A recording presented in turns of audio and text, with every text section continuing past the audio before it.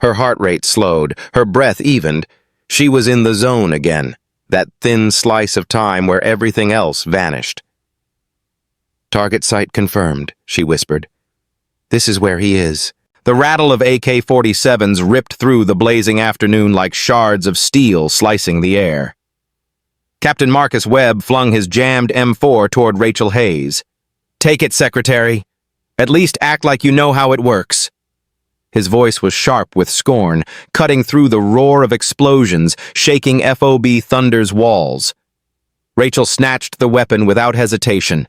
The motion was so natural that Ramirez, the young private crouched beside her, blinked in disbelief. Her hand slid over the safety selector with the kind of smooth precision he'd only seen in training manuals. "Move it!" Webb bellowed as a rocket slammed into a bunker just 20 meters away, spraying them with dust and debris. "Don't stand there waiting to die!" But Rachel stood frozen, staring at the eastern ridge where shadows stretched long across the sand. Something in her gaze chilled the air, even in the scorching heat. In exactly 15 minutes, everything about Thunder would change.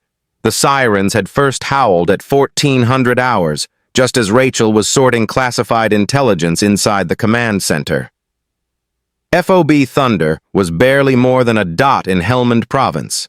50 personnel behind HESCO barriers and coiled wire that now looked pitiful against the swarm of 200 Taliban fighters closing in. Before diving deeper into this desperate fight, I want to ask you something. Have you ever faced a moment when people doubted you the most, right when it mattered most? Maybe at work, maybe in life, when failure wasn't an option. Share your story in the comments. I read every one, and they remind me why these hidden strengths matter. And if tales of ordinary heroes stepping up inspire you as much as they do me, consider supporting Tactics with the thanks button. It keeps these stories alive. Rachel had lived at Thunder for 6 months, quietly filing reports and keeping communications running. Most soldiers only knew her as the quiet staff sergeant who typed faster than anyone else, never complaining about the searing Afghan heat. What they didn't notice was her habit of tossing sand each morning to test the wind, or the way her old dog tags had numbers rubbed out so much that only faint traces remained. "Hayes, get to supply and bring back mags," Webb barked as mortars crept closer. The captain was a poster soldier, 6'3" and built like a tank. His biceps looked strong enough to lift vehicles. He never hid his belief that women should stick to desk jobs, and he hated having one on his front line. Just yesterday at briefing, he'd said it loud enough for all to hear. "Sergeant Hayes is dead weight. She's here only because the rules say we need admin staff." At 14:15 hours, the first wave broke against the eastern wall. Taliban swarmed down the ridge like furious ants, their battle cries mingling with the stutter of machine guns. Rachel watched Webb shouting orders, his voice cracking over the radio. "Contact left. They're flanking. Where's our air cover? Medic at Tower 2. Heading toward the supply bunker, Rachel froze. Amid the chaos, she caught a sound. Crack thump. A Dragunov sniper. She tilted her head, measuring delay and direction. 800 meters, she whispered. "Northeast ridge behind those rocks." Ramirez, trembling beside her, frowned. "What did you say?" "There's a sniper northeast ridge, 800 meters out. Tell Webb to move second squad 20 meters south or they're exposed." Ramirez blinked at her. "How would you know that?" "Just tell him." The private ran back to Webb, who was still screaming for fire support that wasn't coming. Rachel watched him dismiss the warning with irritation, waving Ramirez away. She wasn't surprised. Men like Webb never listened to advice from someone they saw as lesser, especially not from a woman hidden behind paperwork.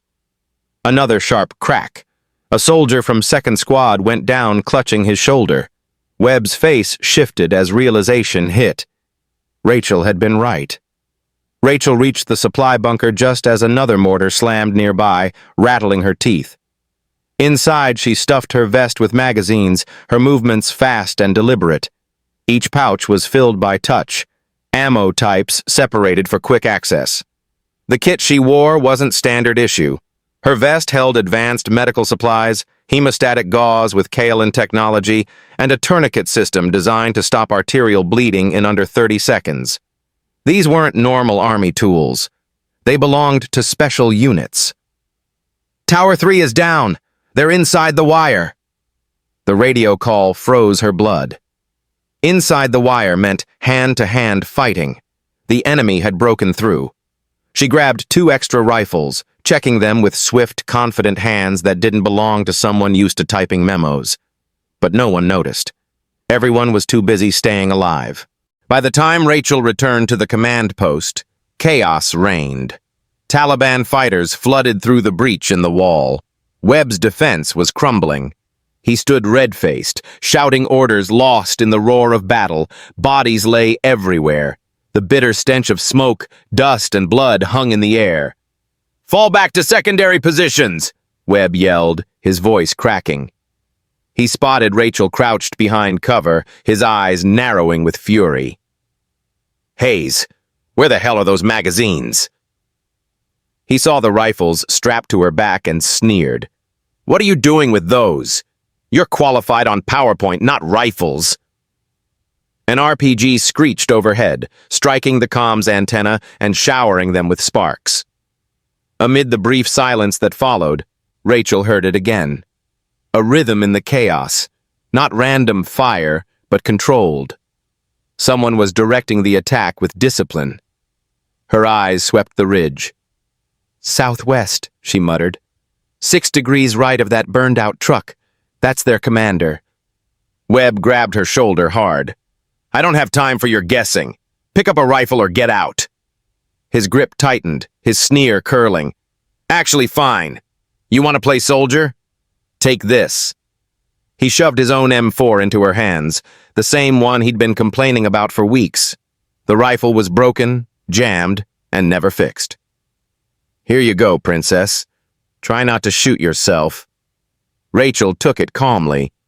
Her hands moved on instinct, starting a function check. The bolt dragged with grit, the chamber blocked by a double feed. "It's jammed solid," Webb laughed cruelly. "Just like your brain. Should have stuck to typing." But Rachel was already working. In seconds, she had stripped the rifle down, clearing the stuck casing, checking the feed ramps, and snapping it back together. She finished with a flawless, immediate action drill. "Sports," she murmured. "Slap, pull, observe, release, tap, shoot." Ramirez gaped. Before he could ask how, incoming fire forced them both to duck. When he looked back up, Rachel was already gone, sliding from cover to cover like she had done it all her life. Colonel Thompson's voice crackled over the net from the operations center. "All stations, this is Thunder 6. Air support is 15 minutes out. Hold the line.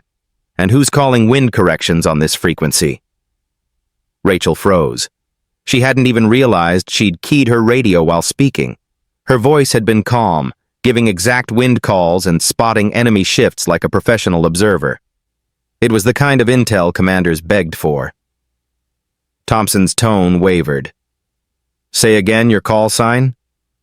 But Rachel had already switched channels, eyes narrowing toward the southwest ridge. Through smoke, she caught sight of a figure apart from the fight, flanked by guards and gesturing with clear authority. "I've got their commander," she whispered to Ramirez, who had stuck close by.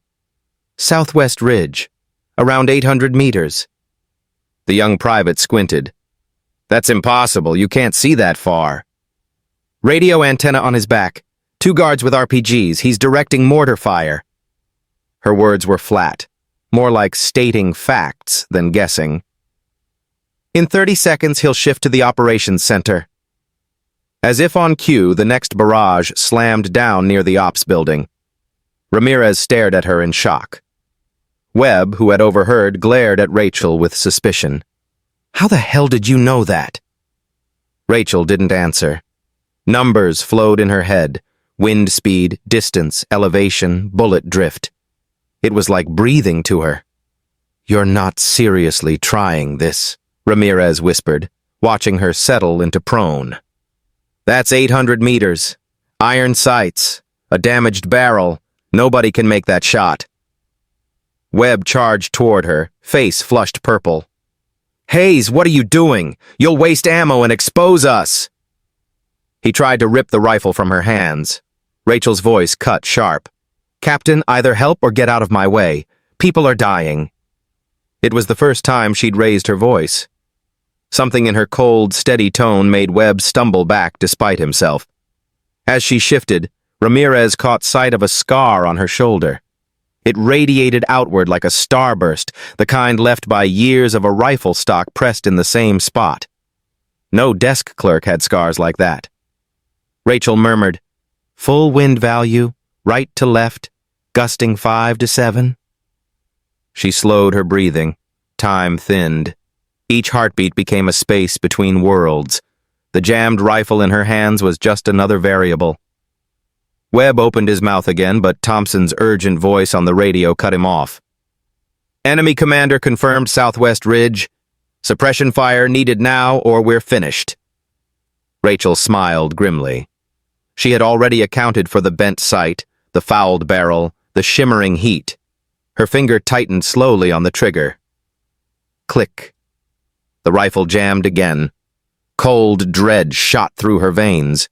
The commander was already moving, bodyguards preparing to relocate. She had 3 seconds before the chance was gone. Her hands moved without thought. Tap, rack, bang. The forward assist slammed home, the bolt snapped forward, and she was back on target. 1 heartbeat, 1 sight picture, 1 trigger press. The rifle bucked. 800 meters away, the commander's head snapped back in a mist of red. His body collapsed with finality. For 3 seconds, nothing changed. Then chaos erupted in Taliban ranks. Their coordinated attack fell apart without orders, fighters stumbling back in disorder. Ramirez's mouth hung open. Holy mother of... He couldn't finish. Webb stood frozen, disbelief twisting his face. Around them, soldiers pointed at the ridge, pulling out phones even in the middle of battle to record what they'd just seen. Impossible, Webb muttered, raising his binoculars. The magnified view confirmed it. The enemy was dragging their commander's body. Their assault was crumbling. Nobody makes that shot, not with iron sights, not at 800 meters. But Rachel was already moving. She shifted to a new sector, firing controlled bursts with perfect economy. Each shot precise, deliberate, no wasted rounds. She wasn't panicked. She wasn't lucky. She was trained. Her watch, disguised as standard issue, quietly calculated ballistics in real time, measuring humidity, temperature, and pressure. It adjusted for spindrift and Coriolis effect, the kind of tech used only by the most elite snipers. Contact left, 200 meters, she called out. Her rounds landed true every time, dropping fighters with mechanical efficiency. The Taliban line broke. Their retreat spread as word of their commander's death reached the fighters. Colonel Thompson's voice returned, trembling with emotion. Outstanding shooting. Who made that shot? I need a name for the report. Webb hesitated, then pressed his radio. Sir, it was Sergeant Hayes, the admin NCO. The net went silent. Then Thompson spoke, low, almost to himself. Say again. Did you say Hayes? Affirmative, sir. Staff Sergeant Rachel Hayes, you wouldn't believe it unless you saw it. Thompson's voice was hushed. Ghost? After all this time? Rotor blades thundered, not medevac birds. Black UH-60s swept over the fob, flying low and fast, door gunners ripping the ridgeline apart with perfect accuracy. Rachel's eyes followed them. Modified rotors, no unit markings. She knew these aircraft. She knew who flew them. Ropes dropped before the choppers even finished descending. Operators in black gear slid down with inhuman speed, moving with lethal precision. No patches, no names, just shadows delivering death. Delta Force. The defenders cheered, but Rachel knew better. This wasn't coincidence. Someone had made a call. Someone had spoken her name. The operators flowed into the fight, reinforcing weak points and crushing resistance. One master sergeant with gray at his temples stopped cold when he saw Rachel. Even behind ballistic sunglasses, she saw recognition. But there was no time for words. They fought on, breaking the Taliban assault until the enemy fled over the ridge, leaving dead behind. The fight was done, but Rachel felt eyes on her, Webb, Ramirez, Delta, all staring with the same look. Recognition mixed with disbelief. As the dust cleared, a third helicopter appeared. Bigger, bristling with antennas. A command bird. It landed near the ops center. Colonel Thompson snapped to rigid attention as a woman in stars and polished brass stepped out. Major General Patricia Knox, commander of Joint Special Operations Command. The kind of officer who never showed up at a backwater FOB unless something monumental had happened. She walked straight toward Rachel. Rachel stood tall, rifle still in her hands, dust clinging to her uniform. Knox stopped in front of her. For a long moment, the two women stared at each other, one in gleaming rank, the other in worn fatigues. "Master Sergeant Hayes," Knox said softly. Webb's head whipped around. "Or should I call you Ghost?" Rachel's mask cracked for the first time. 3 years of hiding, of pretending she was no one, collapsed at the sound of that call sign. "Ma'am, I'm just admin support now," she said quickly. Your contract ended the moment you picked up that rifle," Knox cut in. She slid a tablet from her case, scrolling through files marked with layers of classification. "Operation Blackwater, Helmand Province. 3 years ago, you and your partner held off 200 Taliban fighters for 16 hours so 30 Navy SEALs could rescue a pilot. When they finally overran your position, you killed 7 more in close combat before reinforcements arrived." Webb had gone pale. The story was whispered in special operations circles. 2 Delta snipers against impossible odds. One killed, the other vanished. Everyone assumed they were men. Now, in front of him, the quiet secretary was revealed as the survivor. "The official report listed you KIA," Knox continued. "But when Fort Bragg's AI flagged a routine range qualification matching Ghost's signature, I started paying attention. Then today, a flash message. Someone at Thunder made an impossible shot that saved an entire base." She gave Rachel a thin smile. "Coincidences like that don't exist." Rachel stood stiff, hands trembling almost imperceptibly. "Permission to speak freely, ma'am?" Knox nodded. "I asked for discharge. I asked for the new identity.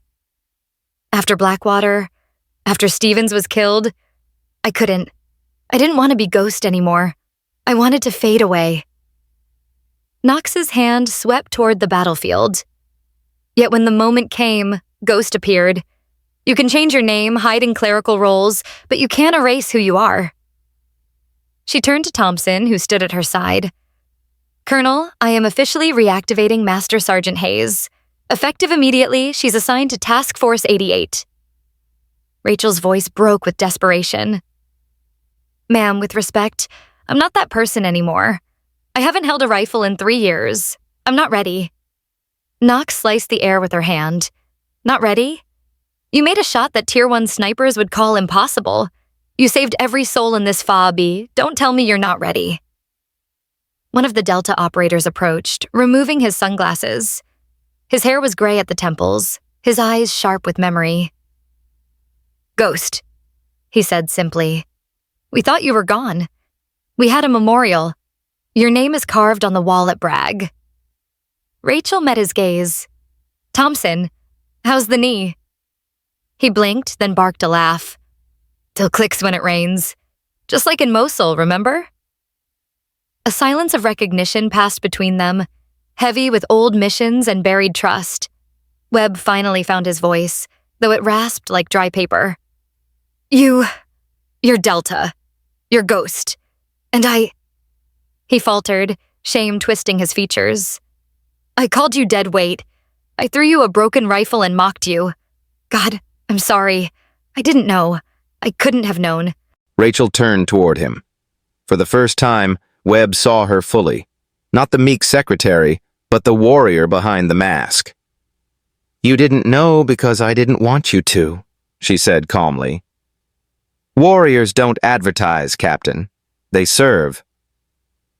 Knox handed her a folder stamped with markings that made Thompson instinctively step back. "There's another reason I came. Operation Silent Storm. For 6 months, we've tracked a high-value target in the Hindu Kush. Someone who knows our moves, who has been one step ahead every time. Someone connected to Blackwater." Rachel's hand froze on the file. "Connected how?" "The commander you killed today was trained by the same network that set the ambush 3 years ago," Knox said grimly. "The network that knew where you and Stevens would be when the SEALs would arrive. The network that killed him." The words struck like a blow. Rachel's tight control shattered. "That shot I made today? It wasn't random. It was them?" Knox shook her head. "None of this was random. The attack, the timing, even your presence here. Someone wanted to confirm you were alive. Now they know." "Now they know Ghost is still breathing," Rachel said flatly. Knox nodded. "Which is why I need you back. You're the only operator who faced them and lived. You know their tactics, and they fear you." She tapped the folder.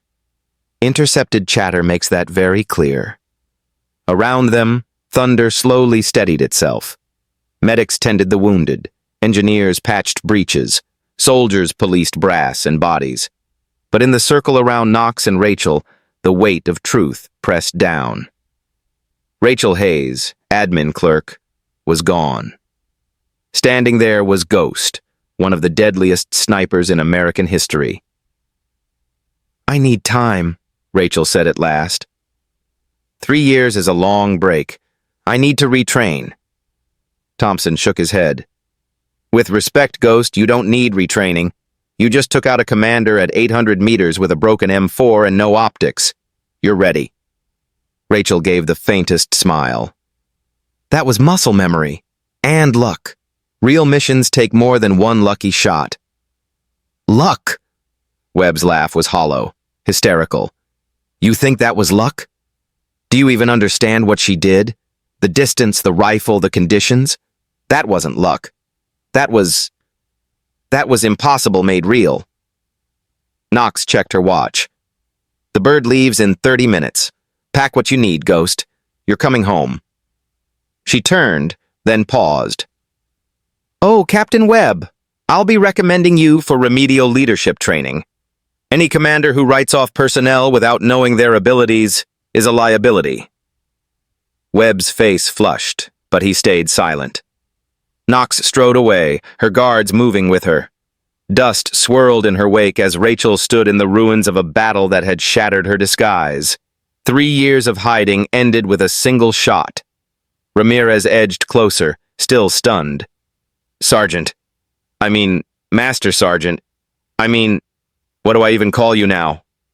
Rachel looked down at the rifle still in her grip, then at the blood-stained ground where men had survived because of her. Her voice was quiet. "Ghost is dead. Has been for 3 years." She paused. "But maybe some ghosts are meant to walk again." Colonel Thompson stepped forward, handing her a pair of dog tags that gleamed in the fading light. They had been locked away since her supposed death. She read the inscription. "Master Sergeant Rachel S. Hayes. O negative. No preference." At the bottom, in tiny letters, TF-88 Operator. Rachel slipped them around her neck, tucking them beneath her uniform. The cold metal pressed against her skin like an old truth returning. Webb approached, stripped of arrogance. "I owe you more than an apology. I owe you my life. All our lives. If you hadn't taken that shot—" Rachel shook her head. "Any soldier here would have done the same with the skills they had. I just had the right skill set for the moment." It was generous, more than Webb deserved, but grace was part of her discipline. As Delta prepared to extract, Thompson pulled her aside. "The folder Knox gave you. Silent Storm. I know what it's really about. The target. It's not just connected to Blackwater. He is Blackwater, the one who orchestrated the entire ambush. Rachel's eyes hardened. You're sure? Thompson nodded grimly. Signals, human intel, pattern analysis, all point to one man. Khalid al-Rashidi, former Pakistani ISI, trained at Fort Benning in the 90s. He knows our doctrine inside and out. He hesitated. He's the one who killed Stevens, the one who nearly killed you. The name landed like a hammer blow. For 3 years, Rachel had carried Stevens's dog tags in her desk drawer beside office supplies, a reminder of the man she failed to save. Now, at last, she had a name, a target. When do we launch? She asked. Thompson's mouth curved into a grim smile. That's the ghost I remember. Welcome back to the war. The real war. Rachel boarded the black helicopter. Soldiers lined the pad, watching in silence. Some saluted, others just stared. They had witnessed the impossible. The secretary who saved a base, the ghost who returned. As the rotors thundered and dust whipped around them, Rachel's thoughts weren't on legends. They were on Stevens, on Blackwater, on debts unpaid. The helicopter lifted, banking hard toward the horizon. The ridge where she had made the shot glowed gold in the dying sun. 800 meters, a broken rifle, one chance. That was all it had ever been about. One shot. She had taken it, saved lives, and exposed herself to enemies who believed her dead. Now they knew the truth. Ghost lived, and she was coming for them. Inside the folder were profiles of men who orchestrated ambushes and killed Americans. Men who had made one fatal mistake, leaving her alive. But the truth was, Rachel had never stopped being ready. Every morning when she tossed sand to test the wind, every time she caught herself calculating distances without thinking, every dream of Stevens falling, calling her name. She had been preparing without realizing it. The helicopter climbed into the Afghan dusk, carrying her back to shadows she once left behind. And in the silence of her mind, one thought echoed like a vow. Warriors don't retire. They wait. And her waiting was over. The chopper's cabin was dark, only the faint red glow of instruments cutting through. Rachel sat still, the folder from Knox heavy in her lap. Every page was stamped with warnings, but none of that mattered. What mattered were the names, faces of men who had moved pieces on a board where Stevens was sacrificed. Ramirez sat across from her, helmet in his lap, eyes wide as if afraid to blink. He finally spoke, voice low. So it's true. You were... Ghost. The ghost. Rachel looked at him evenly. I was a soldier. Same as you. Titles don't matter. He shook his head. No. What I saw today, nobody else could have done. That wasn't just being a soldier. Her gaze drifted back to the ridge, fading into darkness behind them. She didn't answer. The Delta Master Sergeant leaned forward, elbows on his knees. You understand what's coming. If Silent Storm is tied to Blackwater, then al-Rashidi won't stop. He'll come after you personally. Rachel's jaw tightened. Good. Saves me the trouble of hunting him first. The older operator studied her, then nodded once. That's the ghost we knew.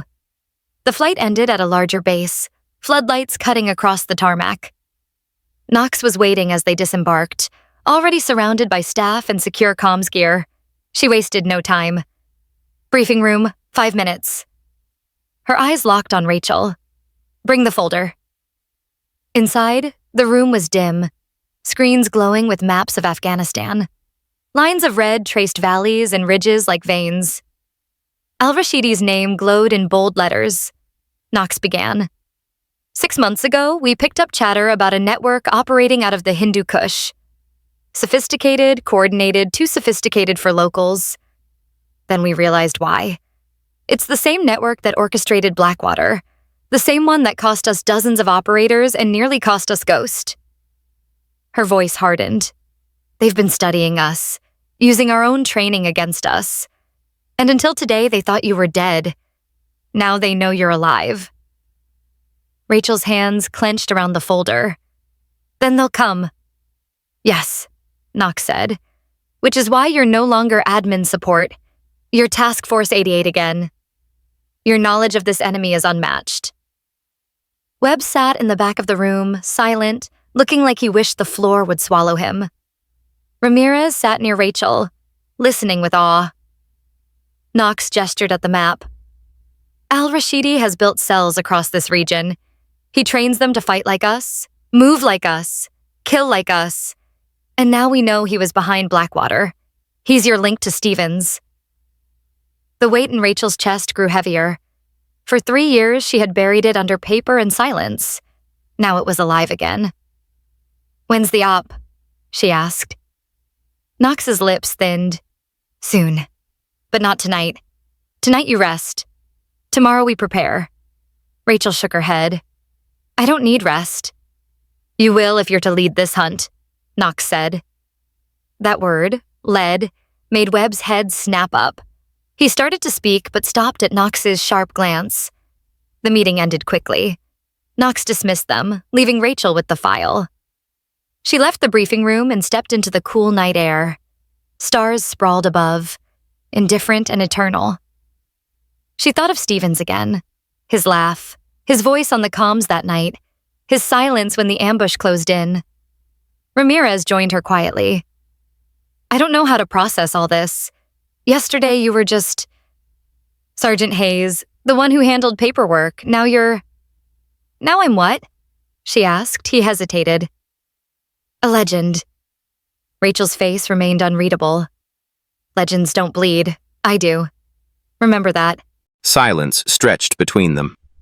Finally, she said, Get some rest, Ramirez. Tomorrow, everything changes. As he walked away, Rachel slipped the dog tags from under her shirt, Stevens's tags clinking softly against hers. She closed her hand around both. We're not done, she whispered to the night. Inside the operations building, Delta operators were already assembling gear. Webb lingered by the doorway, eyes avoiding Rachel. He finally muttered, I meant what I said earlier. I'm sorry. Rachel didn't look at him. Sorry doesn't bring people back. I know, Webb said, voice breaking. But I'll follow your lead. Whatever you need, I'm with you. She studied him for a long moment. We'll see. Morning came with the sound of helicopters lifting off and boots pounding across gravel. The base was alive with motion, soldiers moving like pieces in a massive machine. Rachel stood near the armory, her old instincts pulling her toward the racks of weapons. An armorer approached nervously. Ma'am, Master Sergeant, I heard you'll need a rifle. We have standard M4s, but... He trailed off. Rachel's hands skimmed the racks until they found what she wanted. A Mk-13 sniper system. She lifted it, the weight familiar, almost comforting. She checked the barrel, the optics, the trigger pull. Everything was pristine. Perfect, she murmured. The armorer swallowed. That rifle's usually reserved for top-tier operators. Rachel's eyes flicked to him. Then it's in the right hands. Nearby, Ramirez watched with wide eyes. You really just know this stuff by touch? Rachel nodded slightly. When you've done something long enough, the weapon becomes an extension of you. Knox entered the armory, papers in hand. We've identified Al-Rashidi's probable location, a cave complex in the mountains, heavily guarded. He'll have anti-air coverage, so insertion won't be simple. She spread maps across a table. You'll go in with a small strike team. Ghost, you'll provide overwatch. Rachel studied the terrain, high ridges, narrow passes, treacherous winds. Perfect sniper country. She tapped the map. He'll have escape routes here, here, and here. If he slips one net, he'll vanish again. Knox nodded. Which is why your shot has to count. Webb shifted uncomfortably. With respect, General, this is suicide. His network has outplayed us every step. If they know she's alive, they'll bait us. Knox's gaze turned sharp. They already tried, and Ghost beat them. Webb fell silent. Rachel looked at Knox. "When do we move?" "Tonight," Knox said. The day passed in a blur of preparation. Rachel sat alone at one point, stripping her rifle, cleaning every part, reassembling it with ritual precision. Her hands moved without hesitation. Ramirez brought her a tray of food, though she barely touched it. "I don't understand," he said softly. "If you were Ghost all along, why hide? Why live as Hayes the secretary?" Rachel paused, staring at the rifle. "Because after Stevens died, I couldn't carry the name Ghost anymore. Too much blood clung to it." Ramirez's voice dropped. "But today, you carried it again." Rachel didn't answer. Night fell. The team loaded into helicopters, rotors roaring against the dark sky. Rachel sat near the open door, her rifle cradled across her knees. Webb sat opposite, helmet shadowing his face. Ramirez sat beside her, clutching his weapon too tightly. The master sergeant from Delta leaned across the aisle. "Rules of engagement are simple. Find al-Rashidi, cut off his escape, bring him down." His eyes shifted to Rachel. "Preferably alive. But if it comes to it..." Rachel finished the sentence. "A bullet works." The flight stretched on in silence, only the chop of blades filling the air. Finally, the pilot's voice came over comms. 2 minutes out." The helicopters dropped into a valley, engines straining. Doors slid open. The night was pitch black, broken only by faint starlight. "Go, go, go!" Operators fast roped down into the dust, rifles up, eyes scanning. Rachel stayed back until the last rope was down, then moved with her team up the rocky slope. They advanced in silence, boots crunching softly on stone. Rachel broke off toward high ground, scaling a ridge with practiced ease. She lay prone, her rifle steady, her scope sweeping the valley below. Her voice came calm over the net. "Overwatch in position, clear fields of fire, wind 5 knots east. Visibility limited but manageable," Thompson's voice replied. "Copy, Ghost. Team is advancing."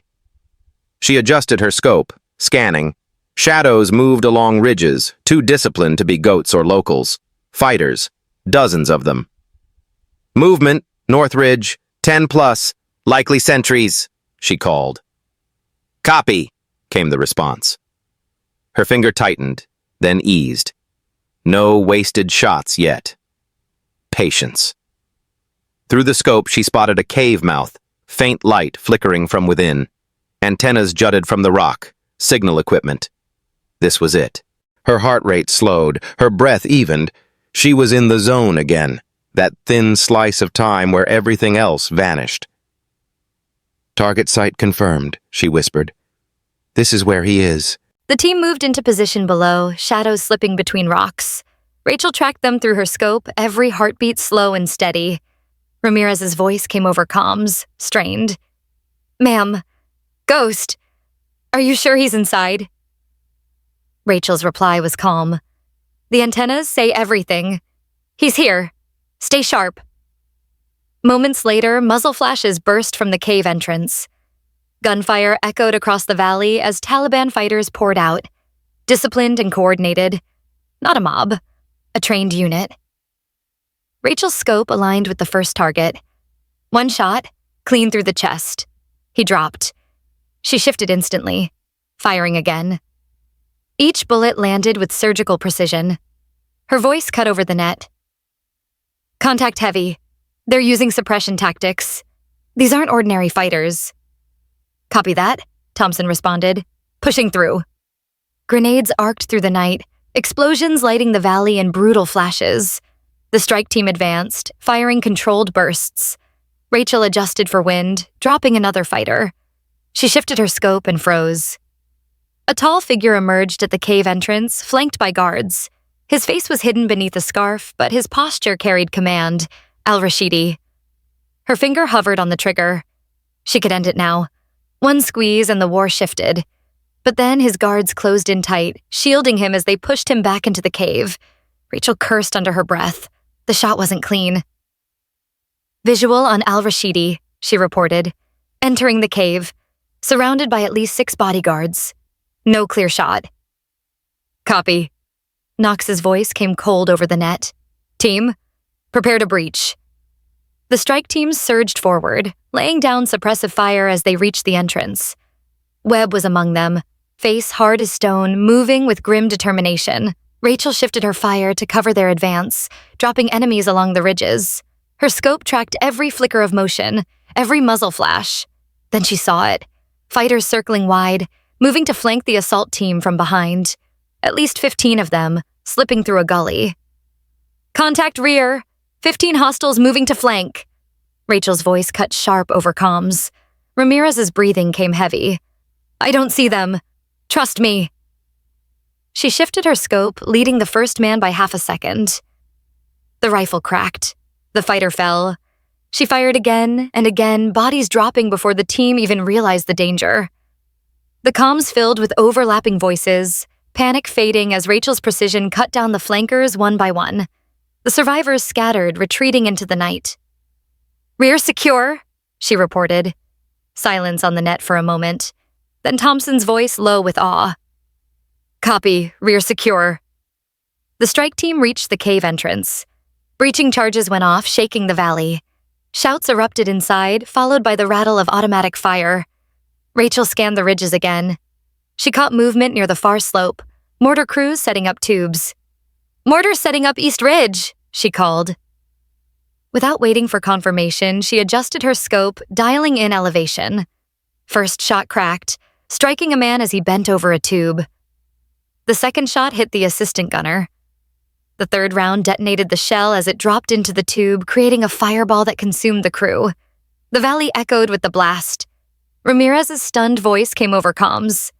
She shot the round in the tube. Rachel ignored him, already moving her scope back to the cave. Her instinct screamed. Something was wrong. Through the haze of smoke and gunfire, she spotted Al-Rashidi again. He wasn't retreating deeper. He was moving toward a side passage, guards tight around him. Target is escaping through secondary exit, she shouted. Inside the cave, Thompson cursed. We're blocked. Too much resistance. Rachel pushed up from her position, sliding down the ridge. She moved like water over stone, rifle tight against her body. Ramirez scrambled after her, struggling to keep pace. Where are you going? He yelled. To cut him off. They sprinted across jagged ground, dust kicking beneath their boots. Rachel's breath stayed even, her pace relentless. She angled toward a ridge overlooking the cave's side passage. When she reached the edge, she dropped prone again, scope sweeping. There, shadows moving, clustered tight. Al-Rashidi's escape detail. Her voice was calm over comms. I have eyes on target, secondary exit, taking shot. Knox's voice cut in sharp. Ghost. We need him alive if possible. Rachel exhaled slowly. Her crosshairs settled on the guard nearest Al-Rashidi. One shot. The man crumpled. She shifted instantly, dropping another, then another. The guards scattered, dragging their commander toward cover. Rachel whispered, not this time. The firefight at the cave mouth thundered behind them, but Rachel's world narrowed to the ridge in her scope. Al-Rashidi's guards scrambled, dragging him deeper into the shadows. She tracked his movements, every adjustment of her rifle smooth, practiced. Ramirez crouched beside her, breathing hard. Can you really get him from here? Rachel didn't answer. She was already calculating distance, wind, the shifting silhouettes. Her finger hovered on the trigger, then eased back. The guards tightened around their leader, blocking every shot. She growled under her breath. Not clean. On the comms, Knox's voice was urgent. Ghost, report. Target is still moving. Secondary exit. I don't have a clear line. Static filled the net. Then Thompson's voice cut in. We'll cut them off from the front. Hold position until he breaks cover. Rachel's eyes never left the scope. Through the smoke, she saw one of the guards make a hand signal, professional, rehearsed. This wasn't just a warlord's protection. These men had training. The group reached a cluster of rocks, pausing just long enough to return fire toward the main assault team. The distraction worked. Inside the cave, Thompson's men slowed under the withering fire. Rachel clenched her jaw. If they stalled any longer, al-Rashidi would vanish into the mountains. She adjusted her scope and murmured, "Shift fire." The first shot cracked, striking a guard's rifle clean from his hands. Before the man could react, a second round dropped him. The others scattered, dragging their commander toward cover. Rachel fired again, hitting one in the leg. He fell, screaming. Al-Rashidi barked an order, shoving the last of his men toward Rachel's ridge. He was trying to flank her, to silence the sniper pinning him down. "Ramirez," she said softly. "They're coming for us. You hold here. Cover me." The young private's eyes widened. "Me? Alone? You'll do fine." Before he could protest, Rachel slid down the rocks, moving low, fast, her rifle hugged close. She darted between boulders, closing the distance toward the fleeing commander. Gunfire cracked overhead. The guards had spotted her. Bullets chewed into stone inches from her face, spraying dust. She didn't flinch. She shifted, rolled, fired twice. 2 more guards went down. Now only 3 remained, dragging al-Rashidi toward a narrow cut in the rock. If they reached it, he'd disappear into a maze of canyons. Rachel's breath slowed. She knelt, steadied her rifle, sighted in on the last stretch of open ground. "Target in sight," she whispered. Knox's voice came sharp. "Ghost, I repeat, priority is capture. We need him alive." Rachel exhaled. She fired, taking a guard in the chest. Fired again, striking another in the arm, spinning him to the ground. Only 1 guard left. Al-Rashidi was exposed for a heartbeat, scarf slipping to reveal his face. The man who had killed Stevens. The man who had haunted her for 3 years. Her finger tightened on the trigger. Then the last guard shoved al-Rashidi into the cut, blocking her shot. The moment was gone. Rachel cursed and shifted. She had to move closer. She sprinted, boots hammering the stone, her body low and fluid. Every movement was calculated, efficient. She vaulted over a boulder, rolled, came up firing. The final guard crumpled, but al-Rashidi was gone. She skidded to the entrance of the cut, scope sweeping the darkness. Empty. The sound of boots echoed farther in, already fading. "Target is in the tunnels," she reported, voice cold. "Copy," Thompson answered, his team pushing from the cave mouth. "We'll box him in." Knox's voice carried steel. "Do not lose him, Ghost. This is bigger than vengeance." Rachel pressed herself against the stone, listening. The tunnels were narrow, twisting, perfect ground for ambush. Her instincts screamed danger, but she stepped forward anyway. Ramirez caught up, panting hard. "You're not going in there alone, are you?" She glanced at him. "You don't have to follow." His hands tightened on his rifle. "Yeah, I do." Together, they slipped into the darkness. The tunnel walls closed around them, rough stones scraping their shoulders. The air was thick with dust, the faint smell of explosives. Rachel's boots moved soundlessly, every sense alert. She raised her hand, signaling Ramirez to stop. Ahead, faint voices echoed. Al-Rashidi's tone was harsh, commanding. He was rallying his remaining fighters, regrouping deeper in the labyrinth. Rachel keyed her comms. "I have audio on target. He's 2 chambers ahead, preparing defenses." "Copy," Knox replied. "Hold position. Reinforcements are moving in."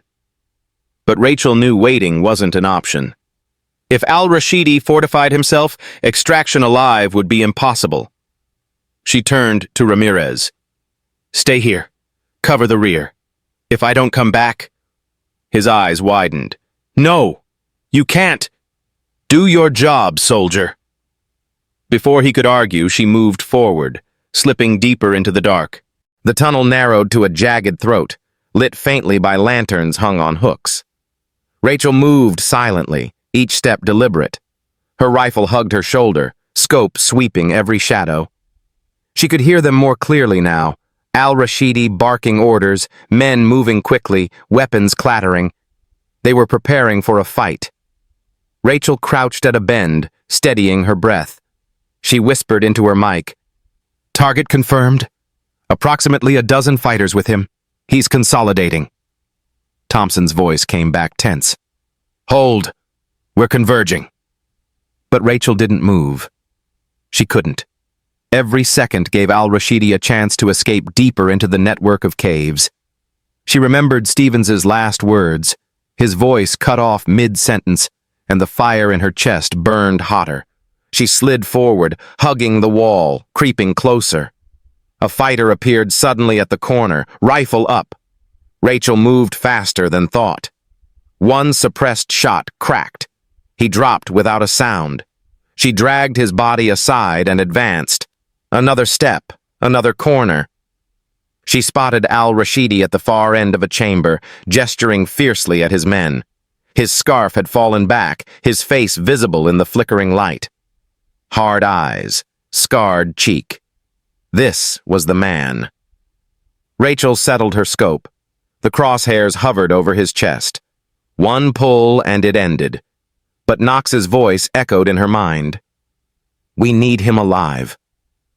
Her finger tightened, then she shifted slightly. The round snapped into the shoulder of a fighter beside him. Chaos erupted. Shouts, gunfire. The chamber filled with thunder as al-Rashidi's guards scrambled. Rachel moved like a ghost among the shadows, picking them off one by one. Each shot was measured, clean, efficient. Al-Rashidi bolted for a tunnel at the far side, clutching a pistol, his remaining men shielding him. Rachel pushed forward, firing as she moved, her body flowing low and fast. She dropped another guard, then slid behind a boulder as bullets chewed the stone around her. Her voice cut sharp over the net. Target is moving again. West Passage. Copy, Thompson answered. We're sealing the exits. Rachel broke cover, sprinting after the fleeing commander. Her boots slammed against rock, heart steady, breath controlled. She rounded a corner and almost collided with him. For a split second, their eyes locked.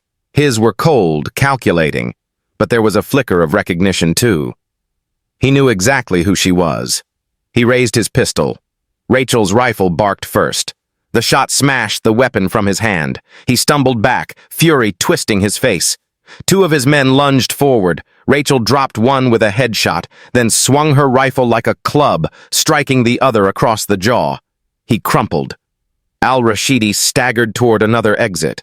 Rachel raised her rifle again, ready to end it. But this time, Thompson's voice thundered in her ear. Ghost, hold your fire. We need him alive. Rachel froze, chest heaving. Her finger trembled on the trigger.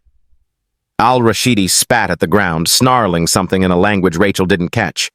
He turned slowly, hands half raised, eyes never leaving hers. Delta operators poured into the chamber from the other side, weapons leveled. Down! On the ground! Al-Rashidi knelt, glaring at Rachel with venom. Even captured, he radiated control. Thompson stormed in, panting, his face red with exertion. He looked at Rachel, then at the prisoner. Good work. We've got him. But Rachel's chest felt heavy, her pulse pounding in her ears. It wasn't over. Not for her.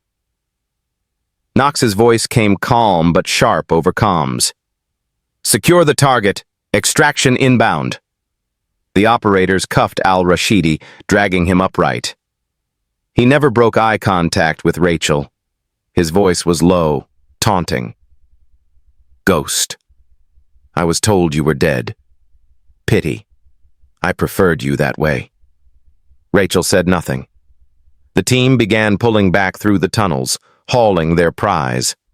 Rachel followed last, her rifle raised, scanning shadows, heart still locked on the man they carried. As they reached the surface, the night air rushed in, cool and biting. Helicopters thumped overhead, ready for extraction. Ramirez jogged up, relief flooding his face. "You got him! We actually got him!" Rachel kept her eyes on al-Rashidi. His smirk hadn't faded. She knew this wasn't victory. Not yet. Knox's command bird landed hard, rotors chopping dust into the night. She stepped out as her guards secured the perimeter. Her gaze fell on the prisoner, then on Rachel. "Alive," Knox said. "Well done." Rachel's voice was flat. "For now." Knox studied her a moment longer, then turned to her staff. "Prepare the cage. I want him in isolation before sunrise." As al-Rashidi was shoved toward the helicopter, he leaned just enough to whisper toward Rachel. "You can't bury ghosts, but I can." Rachel's jaw tightened. She didn't respond, but deep inside she knew this was only the beginning. The helicopters thundered through the night, carrying the strike team and their captive back toward safety. Inside, the cabin vibrated with noise, but Rachel sat in silence, her rifle resting across her knees. Across from her, al-Rashidi sat cuffed and shackled, flanked by 2 operators. His eyes never left her. He didn't look like a man defeated. He looked like a man waiting. Ramirez leaned closer, whispering, "He's glaring at you like he knows you." Rachel's voice was steady. "He does." Knox moved down the aisle, bracing herself against the turbulence. She crouched near Rachel, speaking low so only she could hear. "You understand what this means. Taking him alive gives us intelligence, connections, answers we've never had." Rachel's jaw tightened. "He's not broken. He'll use every second he's breathing to twist whatever comes." Knox's eyes narrowed. "That's why I need you close. You're the only one he fears, and the only one he respects enough to slip." Rachel didn't answer. She kept her gaze locked on the prisoner. The flight ended at a fortified base deeper in coalition territory.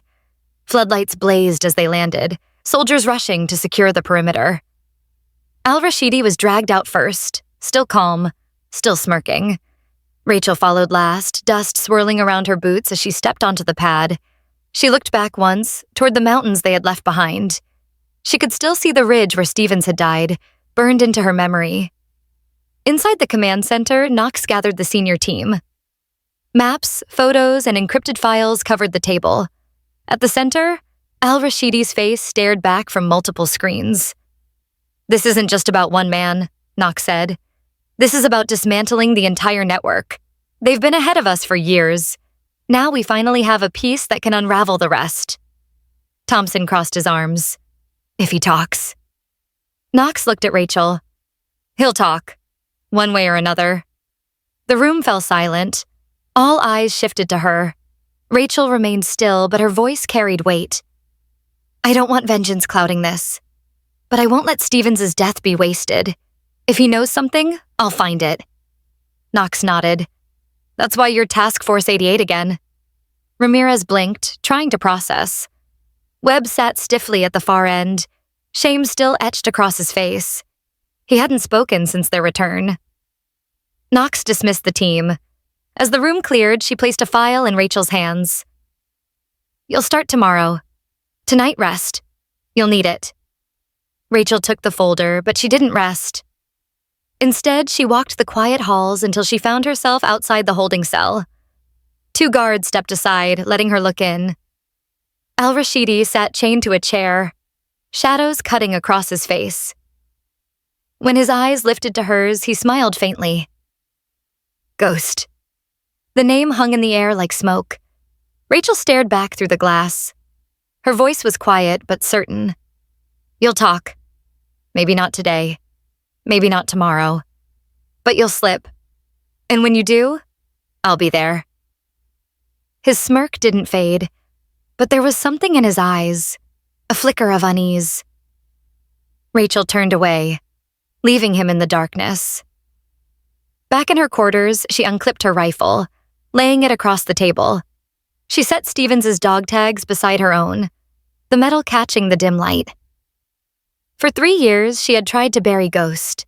Tonight proved she couldn't. The war wasn't finished. It had only shifted.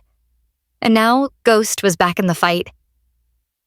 Outside, the wind swept across the base, carrying dust into the night. Somewhere in the shadows of the mountains, the rest of the network waited. Rachel Hayes knew one thing with absolute clarity. Warriors don't retire. They wait. And she wasn't waiting anymore.